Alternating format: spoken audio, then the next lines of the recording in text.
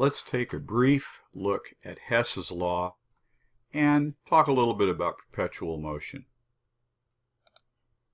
Let's look at this notion that we can get something out of nothing, the energy equivalent of making lead into gold.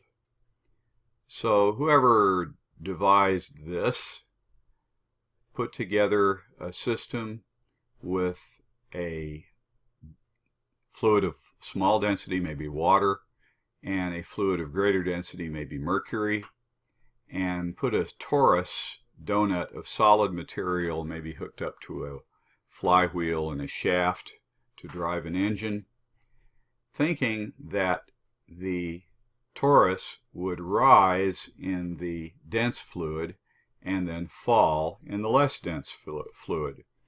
You can think about why this would never work. In fact, it wouldn't even start running. Here's the chemical equivalent. Perpetual generation of energy by cycling reactions. And let's suppose we can find reaction number 1 that reacts A and B together to form compound C with a certain delta H, and then takes the product C, reacts it with a third chemical D to make E and regenerate B, and we have that other delta H, M, and then takes E and breaks it up into A and D. In other words, regenerates the original reactants A and B and the intermediate reactant D. And the delta H of this third reaction would be negative N plus M plus some delta. The delta is your profit, and then you would be able to recover it every time the reaction cycles. Well, why doesn't this work? Well, because there's no delta. Hess's law of heat summation is simply an application of the law of conservation of energy.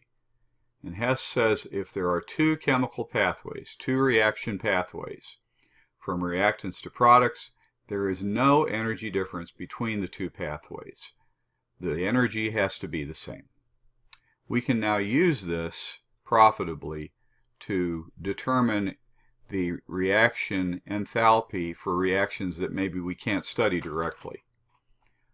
So, for instance, we know that methane burns in oxygen to form carbon dioxide and water vapor. Well, in this case, liquid water. The reaction can be thought of as occurring in two steps. First, the methane burns in oxygen to form carbon dioxide and gaseous water. And second, the water condenses to form liquid water.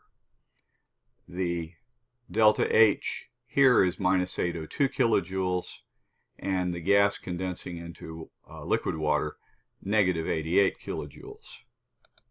The sum of the two steps must be the same as this, and therefore the sum of the enthalpies must be the same. And so delta H would be minus 802 plus a minus 88 kilojoules, or negative 890 kilojoules. Ordinarily, we don't do this in one step because the reaction is so hot that the water is not a liquid but rather is gas when the methane burns. And so it is really not possible to find out the enthalpy change for this reaction to the liquid, but it is possible to find these two. So we add them up. We confirm this result in a number of other ways empirically. Let's talk about graphite and diamond. They're both forms of carbon. What's the energy change? Well, we can find out by burning both graphite and diamond.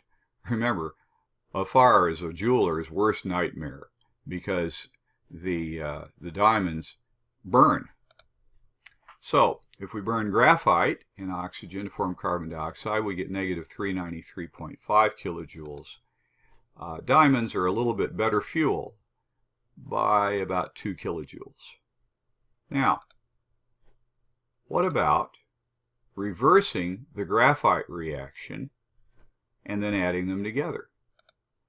Well, carbon dioxide gas going to graphite and oxygen would cost us 393.5 kilojoules per mole.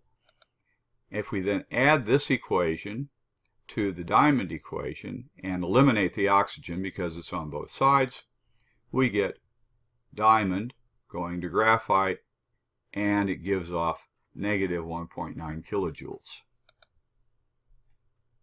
Therefore, graphite going to diamond is plus 1.9 kilojoules, not a big cost.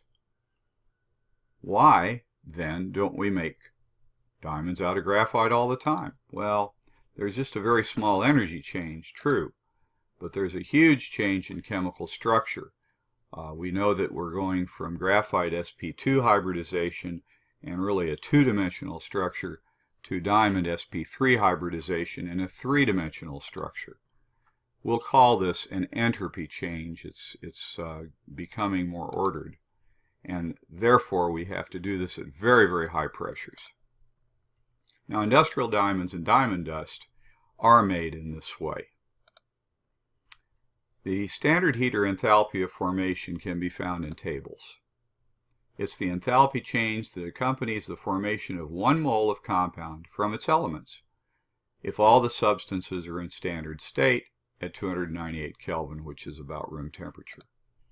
The reference data is the delta H of formation standard of any free element, and those are assigned a value of 0 kilojoules per mole. That makes things a lot easier. Here are some standard enthalpies of formation for various compounds. We'll use those momentarily. So we ask the question, how much energy does it take to vaporize 1 mole of liquid water? And we're going to use the standard enthalpies of formation here, forming liquid water from hydrogen and oxygen and water vapor from hydrogen and oxygen. The table shows the molar heat of formation of both species. So the heat it takes to change liquid to gas is the enthalpy of formation of the gas.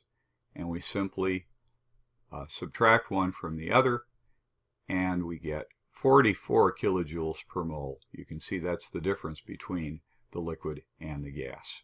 So it's really quite easy to work with these. Let's try another problem. What standard energy change would be associated with reacting carbon monoxide with oxygen to form carbon dioxide gas? And you see we have the enthalpy of formation for the carbon monoxide and the carbon dioxide from the element carbon and oxygen. Now, it's helpful to diagram this change that we're looking for by seeing this triangle. This says that carbon reacts with oxygen to form carbon dioxide, but we could imagine carbon dioxide being taken apart into carbon and oxygen gas. And then we also know that carbon reacts with oxygen gas to form carbon monoxide. If we think then of the half mole of oxygen coming with it, then we can see that these reaction pathways, here to here to here, and down here from the carbon and oxygen directly to the carbon dioxide, those are equivalent pathways. This is minus 111 kilojoules. This would be, since this direction, left to right, is a negative 394, this direction it's positive 394. So here's how we figure delta H. The reactions are given: carbon dioxide formation, carbon monoxide formation. We then reverse this reaction, as we did in the previous diagram, and we write down the first reaction, carbon and oxygen reacting to carbon dioxide, and the second reaction here is going to be reversed. We then add them together, and we see that on both sides we have the half oxygen that we can drop out. And so carbon monoxide reacts with oxygen to form carbon dioxide. If we then add the two enthalpies together, we get a delta H of negative 283 kilojoules, going from carbon monoxide to carbon dioxide. I hope it's obvious how we did this, and now it's time to do some practice. Here's how to do Hess's law calculations. You write the target reaction. In this case, that's at the top, the carbon monoxide. This is the reaction. We see that we want carbon monoxide and half a mole of oxygen on the left and carbon dioxide on the right. So that's our target. We then, from the standard enthalpy tables, write reactions with those reactants and products. And so we had the two reactions that we needed to get the reactants and products on the page. We then multiply and reverse reactions until they add up to the target reaction. In this case, we had to do no multiplication. We simply had to reverse a reaction. Finally, we add the enthalpies of reaction, and in this case, we came up with the proper answer, negative 283 kilojoules per mole. So that's your method. Now it's time to practice.